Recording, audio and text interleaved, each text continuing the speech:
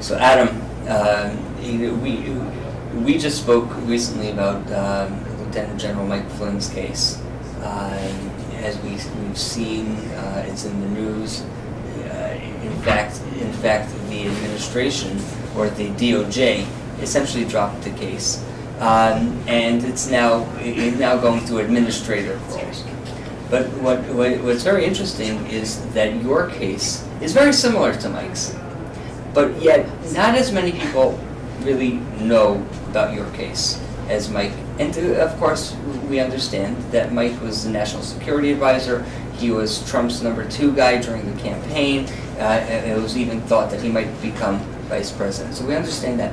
Tell us, but in my estimation, really, your case is certainly equally important, and maybe even more important than Mike's, because of your position within DOD, and then ultimately at the National Security Council with General Flynn.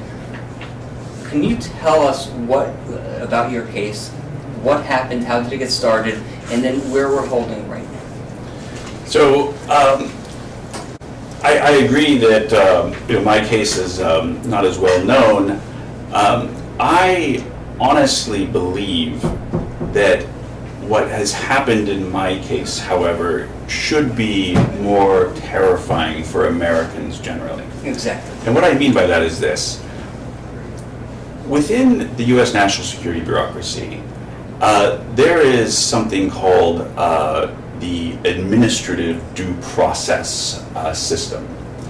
And the easiest way to get rid of people you don't like in the U.S. national security bureaucracy is to target their security clearance.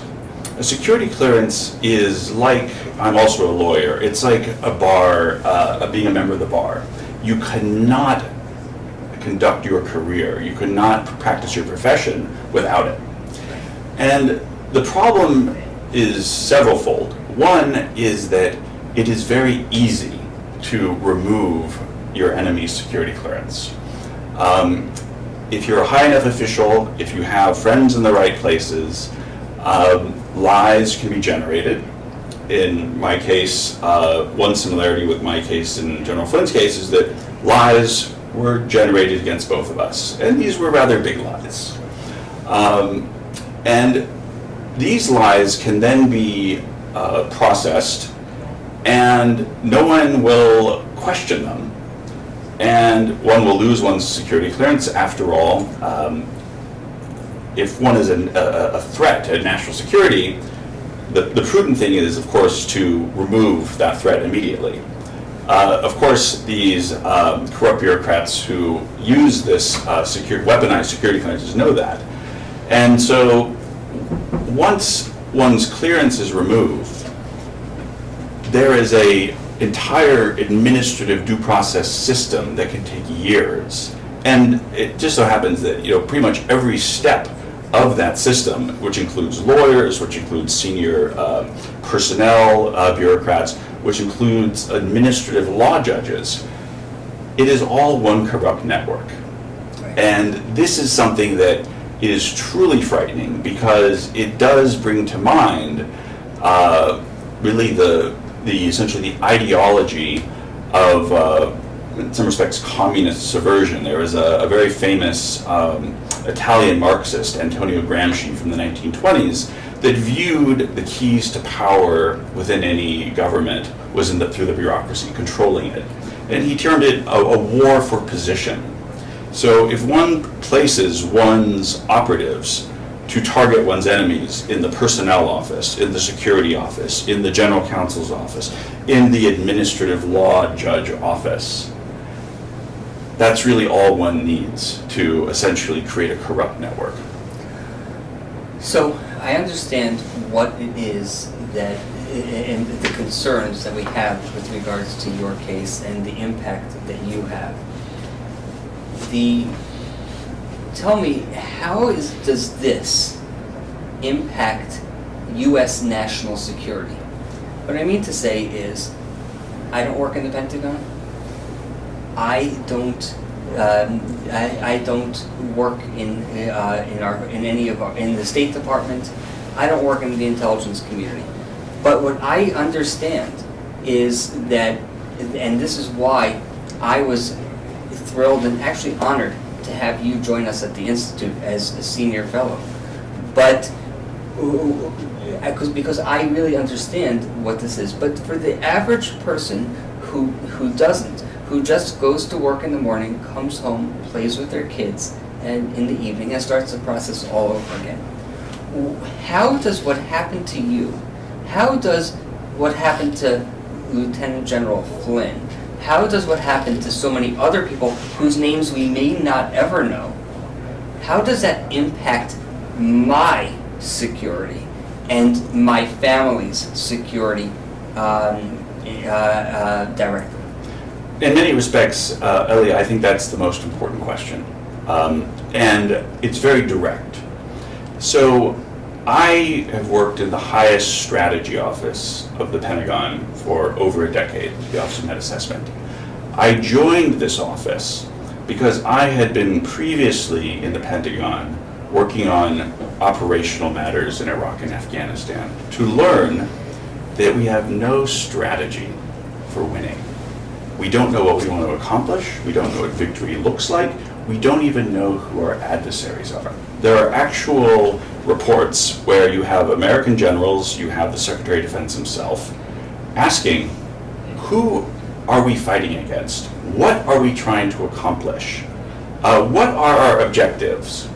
These are fundamental questions, and these are the reasons why, having experienced working on Iraq and Afghanistan in the Pentagon operationally, I sought these answers. How is it that this can happen in America?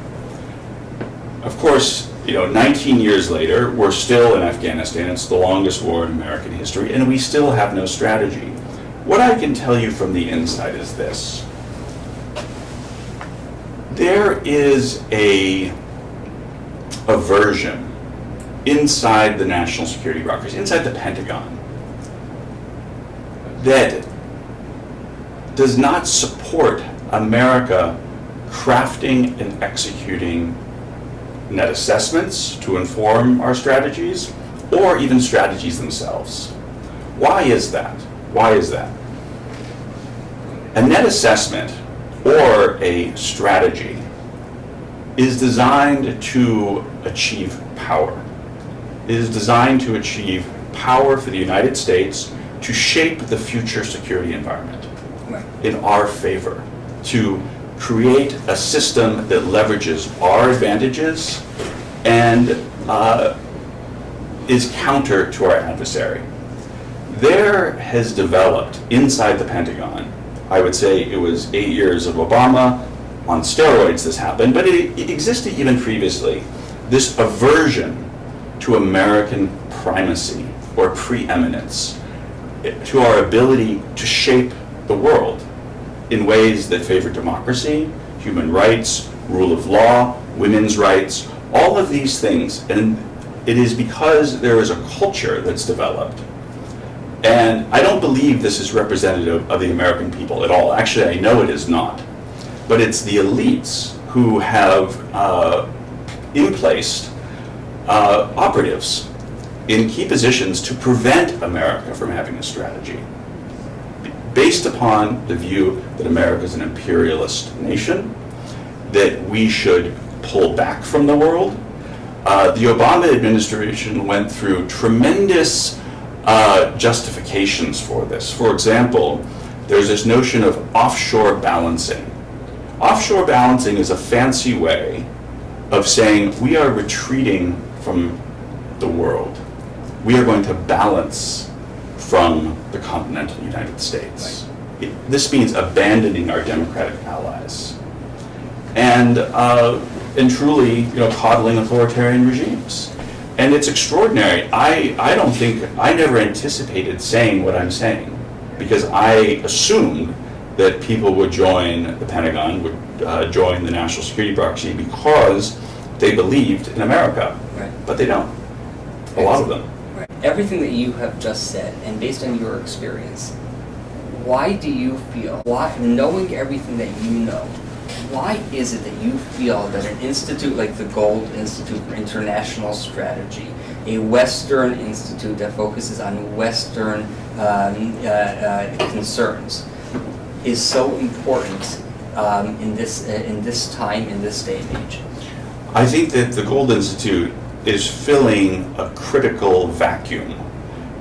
There are very few institutes, I can't even think of them, that recognize the depth of the problem that we're in, that recognize America loses wars.